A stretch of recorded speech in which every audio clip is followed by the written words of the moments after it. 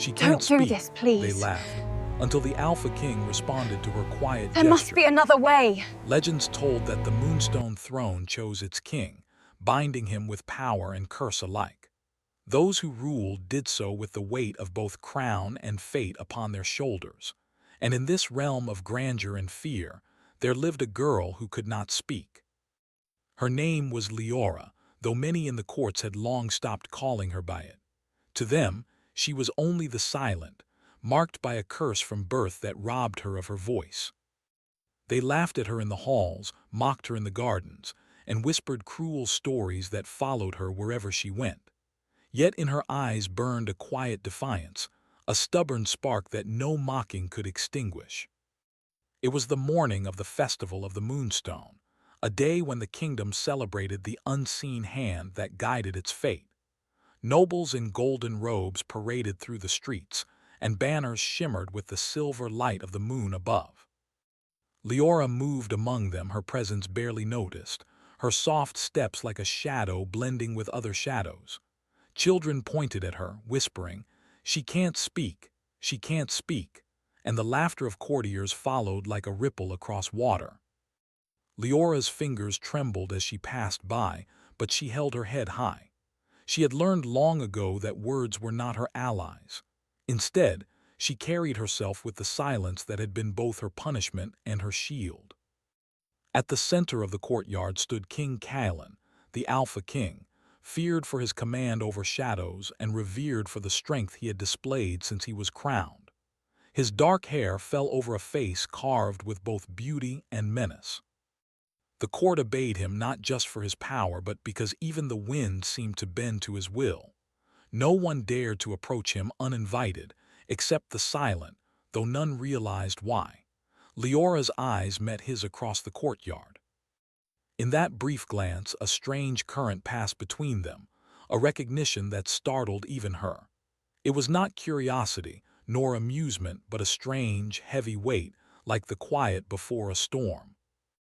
She turned her gaze away, afraid to linger, yet something in her chest demanded she look again. The festival games began. Nobles paraded in tournaments of skill and strength, showing off their horsemanship, swordplay, and magic, each act accompanied by cheers and applause.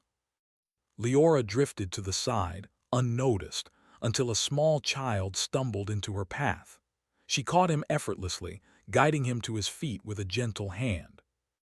The child laughed, and in that simple act she felt a flicker of something long denied, a sense of belonging fleeting and fragile. That was when Callan noticed her for the first time. His gaze, sharp and unyielding, followed her movements. She did not speak. She did not bow. She only raised a hand, a subtle, fluid gesture that seemed almost like a secret signal. The hand twisted in a way that suggested both strength and grace, as if it carried a message meant for those who could understand.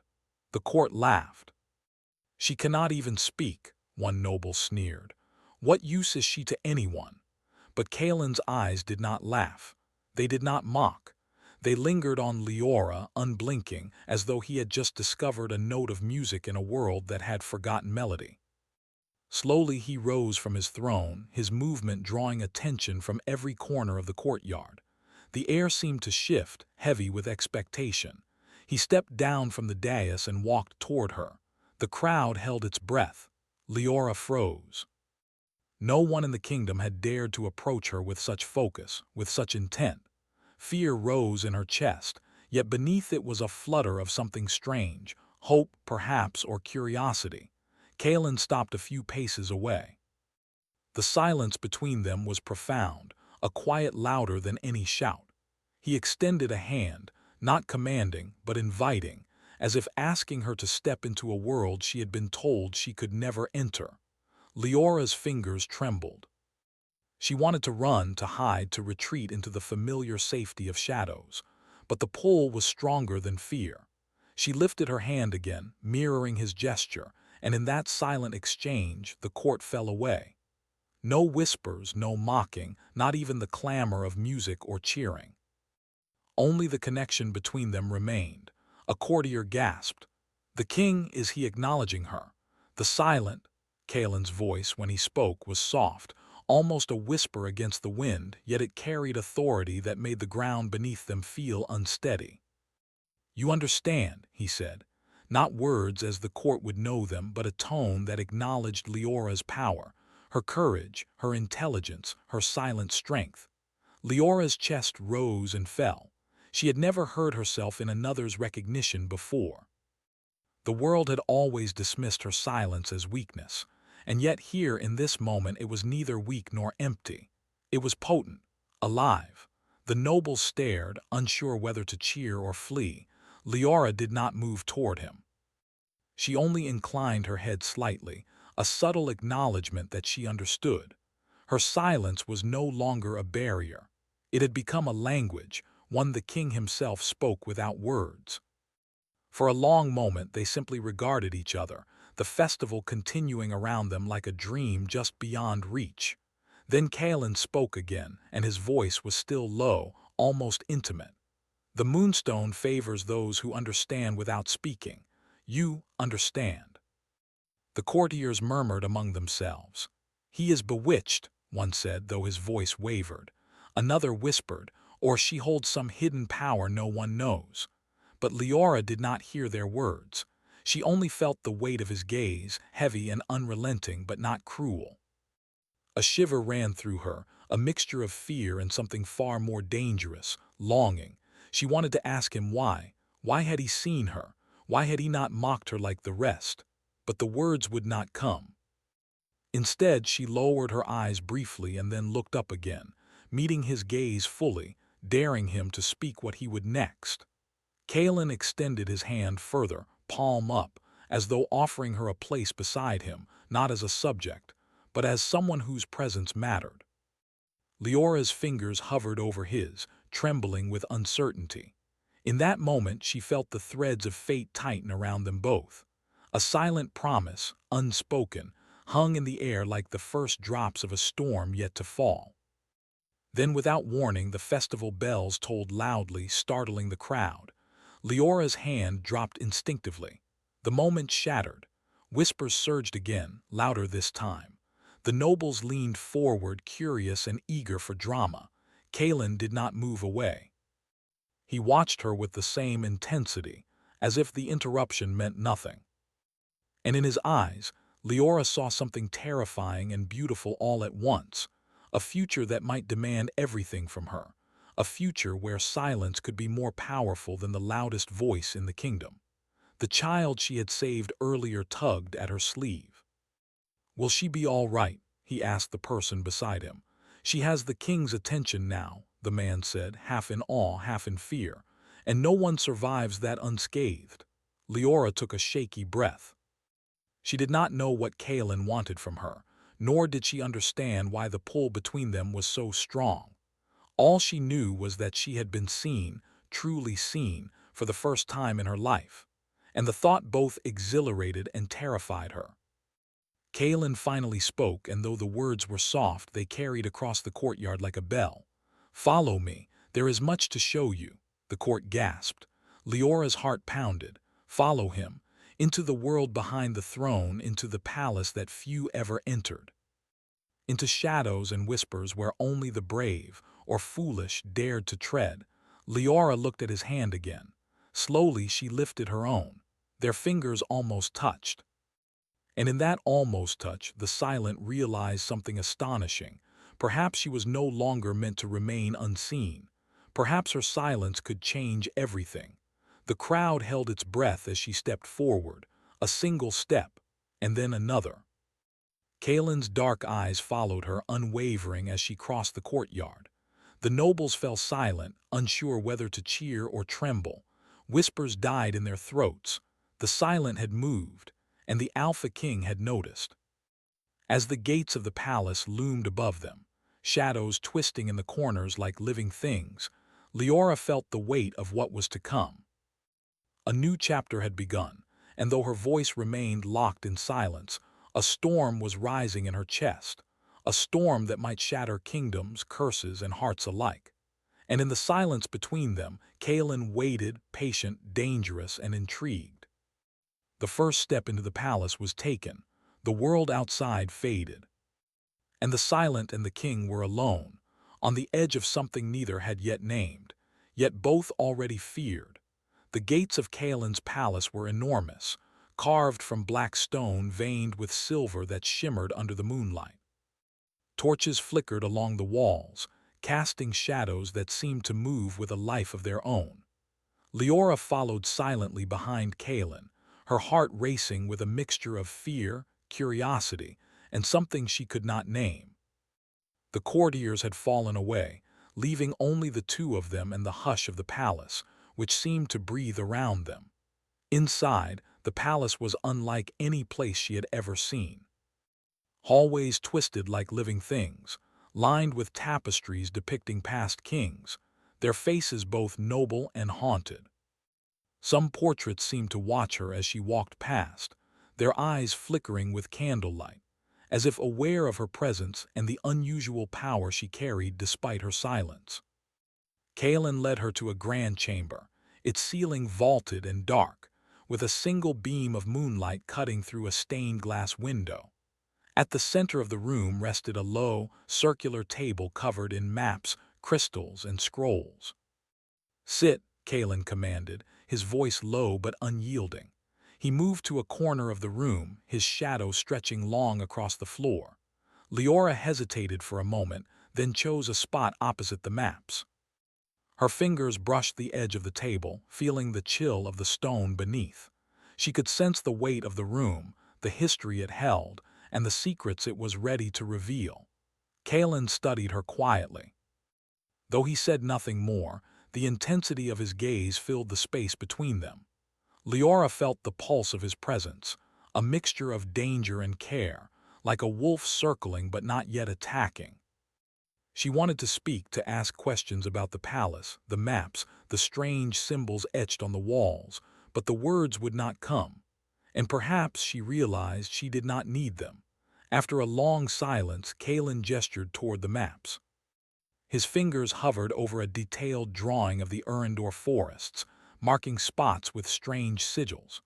One sigil, in particular, glowed faintly silver, a mark she recognized from the legends she had heard whispered in the village. Without speaking, Kaelin extended a hand toward the map, then toward her as if asking her to understand. Leora's eyes traced the silver mark and then met his gaze. She nodded subtly, acknowledging the task before her. He had chosen her for something dangerous. Something that required more than courage. It required insight, subtlety, and the kind of quiet strength only someone like her could possess. "You will go," Kaelin finally said, his voice soft but commanding. "The moonstone fragment waits in the shadowed woods. Bring it back." Alone, Leora's breath caught in her throat. The shadowed woods were not a place for ordinary people. Legends spoke of spirits that wandered the trees, shadows that devoured the unwary, and whispers that could drive a person to madness. Yet she did not falter. She only inclined her head once, signaling that she understood. Her silence was her answer.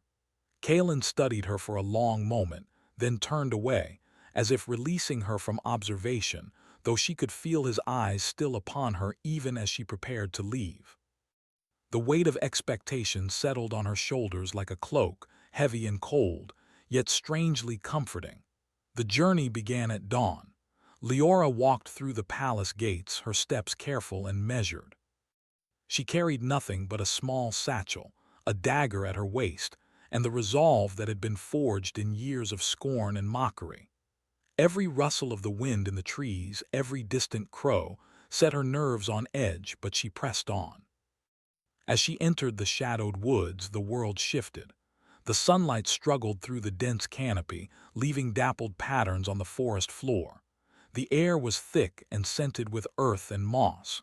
Every step seemed to echo, though there was no one to hear it. Leora could feel eyes watching her, though whether they belonged to animals, spirits, or the forest itself, she could not tell. She reached a clearing where the first sign of the moonstone fragment awaited. The fragment rested upon an ancient pedestal, blackened by age, glowing with faint silver light. It was beautiful, almost alive, and Leora felt an instinctive pull toward it. She extended a hand, fingers trembling, and for a moment the world held its breath. Then a shadow moved. It was quick, silent, and fluid, slipping between the trees like smoke. Leora's heart raced. She drew her dagger and stepped forward cautiously, every sense alert. The shadow took form, a spirit of the forest, bound to protect the fragment. Its eyes glowed like embers, and its voice was not sound but thought, pressing into her mind like wind against leaves. "Turn back," it said. "This place is not for the living." Leora stood firm. She did not speak, but she gestured with her hand, a subtle motion that mirrored the rhythm of the forest itself.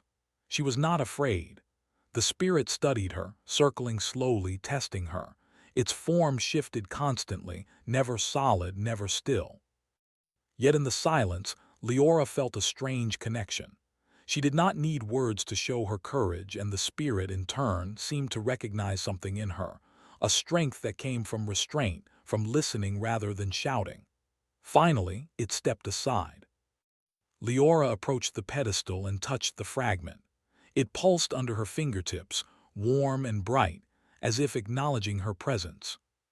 She lifted it carefully, feeling its energy flow into her hands, and for a moment she thought she heard the faintest whisper of Kaelin's voice, urging her onward. The journey back was far from easy.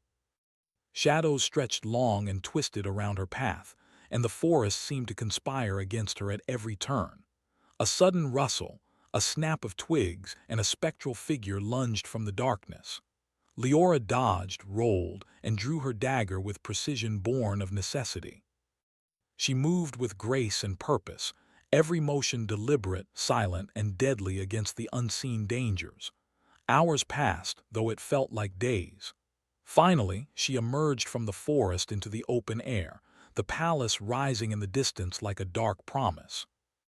Relief surged through her, mingled with exhaustion and something else, something that stirred deep within her chest whenever she thought of Kaelin.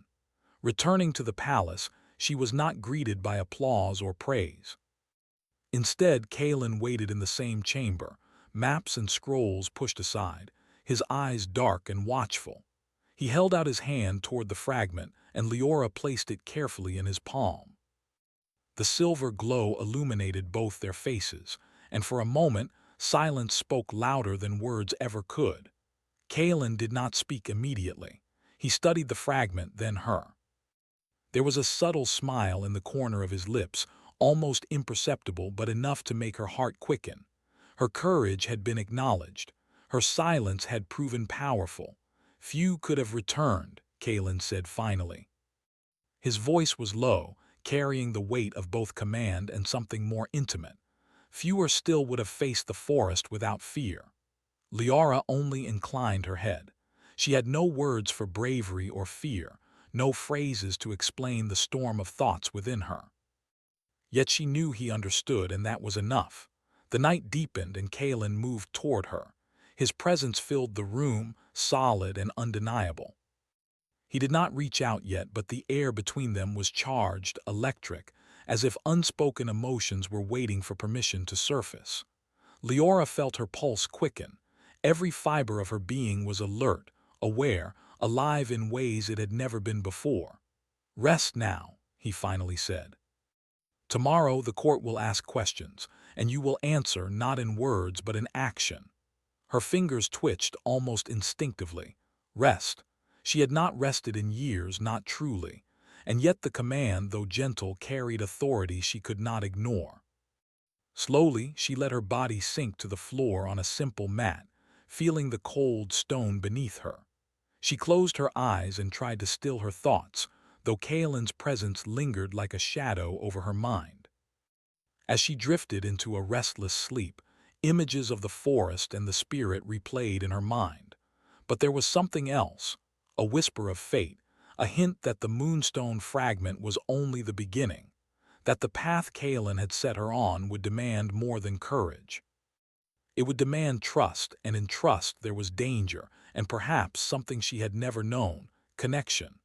When morning came, Leora awoke to the palace stirring with movement. Courtiers whispered in corridors, servants scurried to prepare breakfast, and Kaelin awaited her once again. His eyes were dark, unreadable, and yet something softer lingered there: interest, curiosity, perhaps even respect. "You survived the forest," he said, his voice steady. "And you returned with what was needed. That alone makes you rare. But the Moonstone has more to show, and the court has more to test." Leora's chest tightened. She had faced the forest, spirits and shadows, yet the thought of court intrigue filled her with a new kind of tension. She knew her silence would be tested in ways far subtler than the dangers of the woods. Words were weapons in the palace, and she had none. Yet somehow she felt ready. Kalen extended his hand toward her again, not commanding, not protective, simply inviting. Leora lifted her hand to meet his, and their fingers brushed briefly. In that moment the room seemed to shrink, the courtly chaos fading away. A silent promise hung between them, fragile and electric. Outside the window, the sun rose over the kingdom of Urindor, gilding the towers with gold.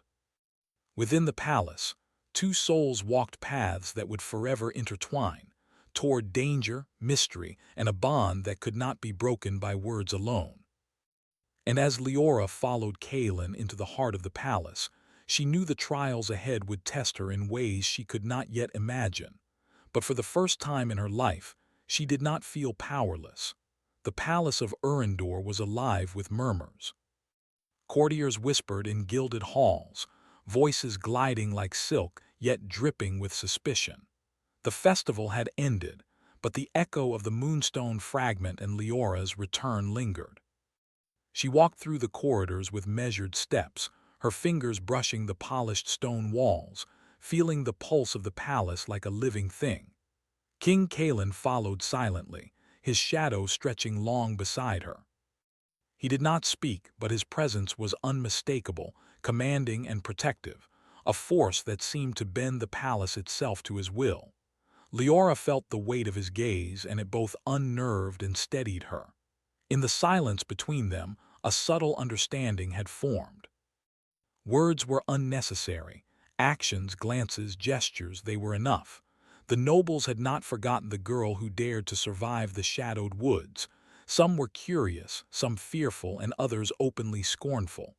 "The Silent has returned," one whispered in the dining hall. With the Moonstone fragment in her hands, "Does the king plan to elevate her above us?" Leora did not respond. Her silence had become her shield, sharper than any blade. She walked with grace, aware of every stare, every whisper. Yet she carried no arrogance, only quiet confidence born from the trials of the forest and the recognition of Kalen. Kalen had called her to his private chamber after breakfast, a space she had come to know as both sanctuary and test. Maps, scrolls, and artifacts of ancient power littered the room. A single beam of sunlight slanted through a high window, illuminating the fragment she had returned. Its silver glow mingled with the daylight, creating a shimmer that seemed almost alive. "Today," Kalen said at last, his voice low, "the court will test you. The nobles will seek to see your weakness, to challenge your worth. You must show them that silence does not mean submission." Leora inclined her head. No words were needed. She had survived spirits, shadows, and the forest. Court intrigue was another form of challenge, one she would face in the only way she knew, through presence, courage, and subtle strength.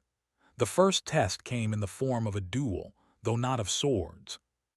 It was a contest of wit and perception, of gestures and silent commands. Nobles attempted to provoke her, questioning her right to touch the Moonstone fragment, mocking her inability to speak. But Leora met every gaze with calm resolve. She used the language of her hands, of eyes, of movement to counter their whispers.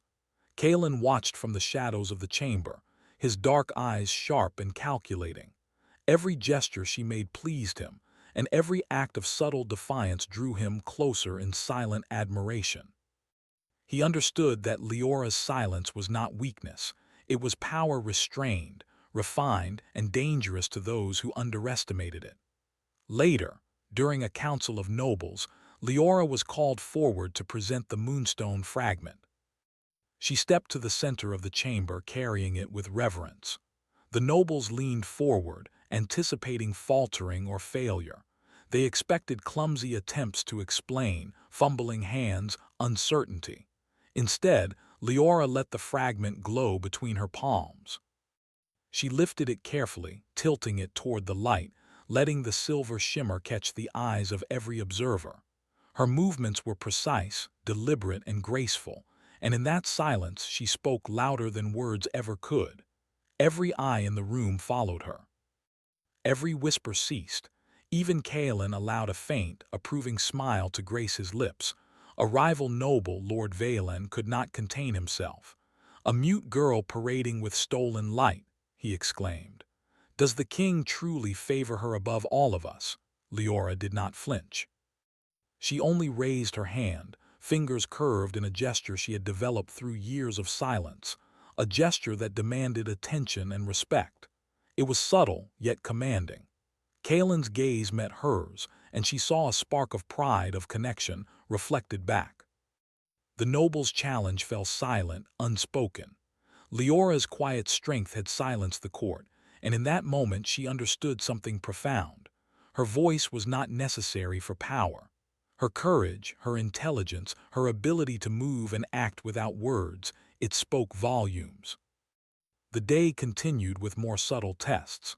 Nobles sought to undermine her, setting traps of etiquette, tests of patience, and veiled threats.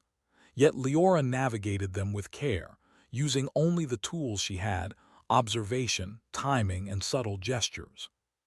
Kaelin's presence was constant, a dark, silent support that reinforced her confidence. By evening, the court had witnessed her skill, her courage, and her quiet dominance in a world of whispers. Yet the palace itself held more dangers than the nobles. Shadows seemed to move in corners, spirits lingered in corridors, and Leora could feel the lingering energy of the moonstone fragment.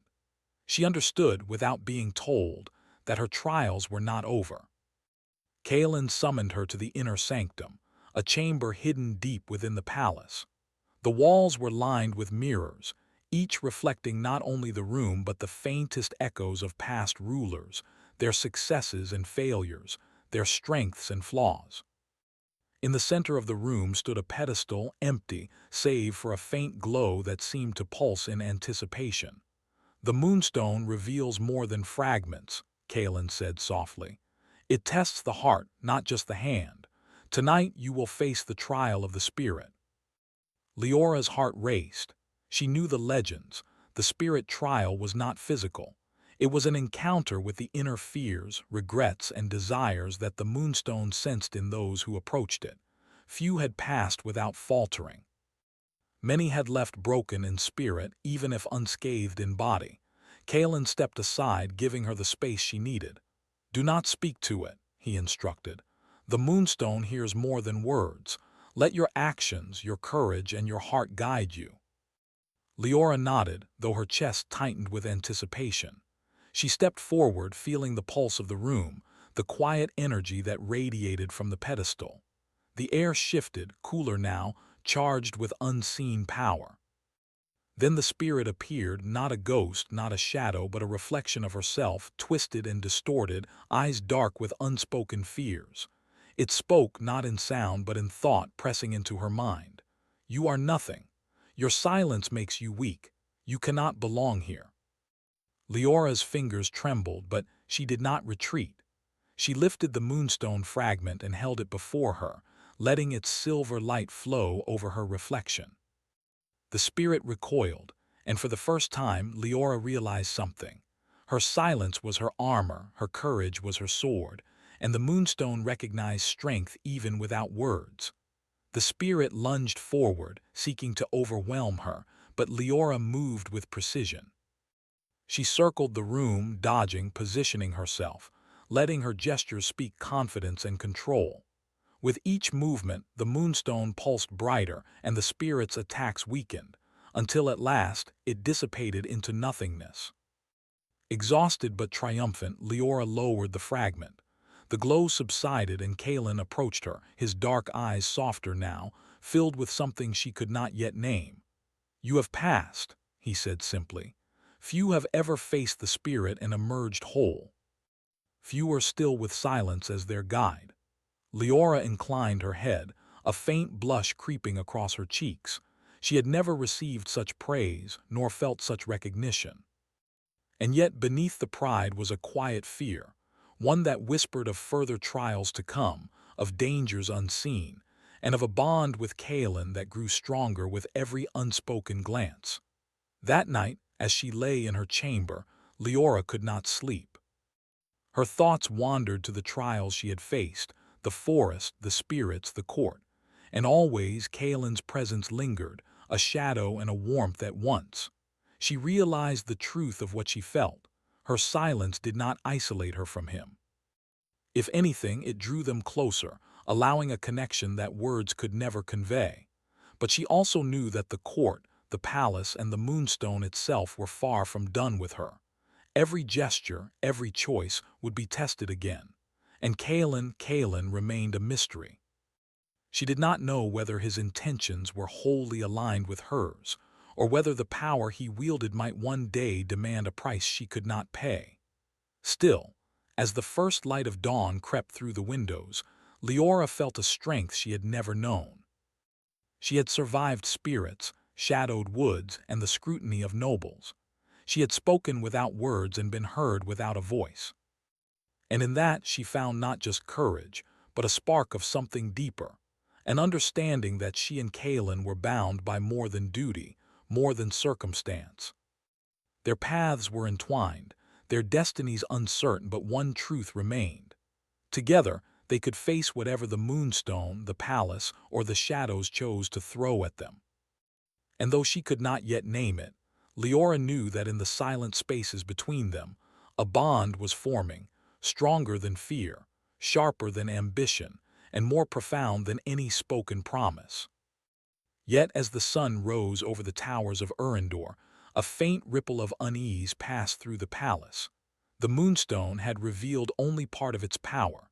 Shadows lingered in corners unseen.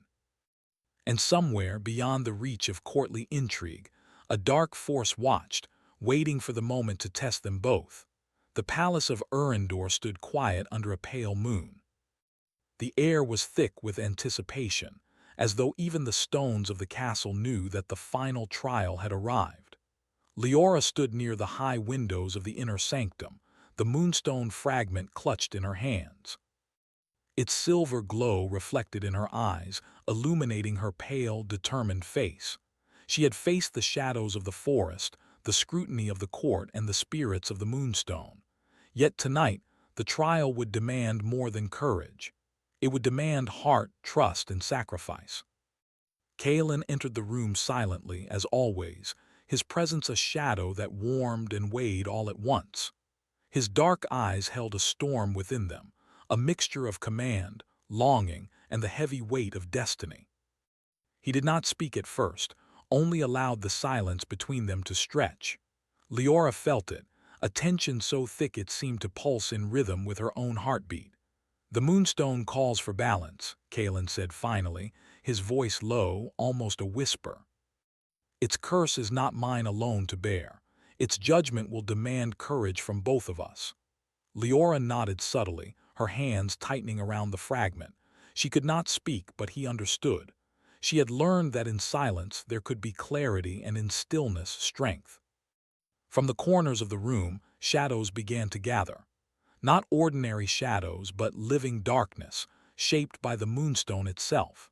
They twisted and turned, whispering voices that spoke directly into the mind, carrying all of Kaelin's past fears, regrets, and failures. Leora felt them pressing against her own thoughts, urging doubt, fear, and retreat. But she stood firm. Every memory of mockery, of scorn, of loneliness, every trial she had endured became a shield, and she raised the fragment high.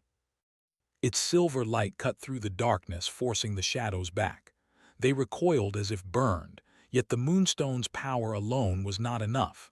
Kaelin moved closer, his presence grounding her. Together, they formed a circle of light and silence, facing the living darkness. The shadows spoke again, projecting Kaelin's failures, mistakes, and moments of fear. "You are unworthy. You cannot save them. You cannot save yourself," they hissed. Kaelin's hand brushed against hers. In that touch, Leora felt warmth, strength, and something unspoken but undeniable. She raised her eyes to his, and in that silent exchange, words became unnecessary. Together they confronted the shadows, not as king and subject, but as two souls intertwined by trust, courage, and unspoken understanding. The battle of light and shadow continued. Leora moved with precision, using the moonstone fragment as a beacon, reflecting light into the dark corners of the room. Each motion was deliberate, every gesture a statement of courage. She realized that her silence was not a limitation. It was a power that allowed her to listen, to understand, and to act with clarity that speech might have clouded. Kaelin stepped forward, drawing upon his own strength, channeling the shadow-bound energy of the throne into a shield around them both. The room shook as darkness clashed with light. Leora could feel the pressure in the air, could feel the weight of destiny pressing down. Yet she did not falter. Her hands glowed with moonstone light, and she focused not on fear but on trust, in herself and in Kaelin.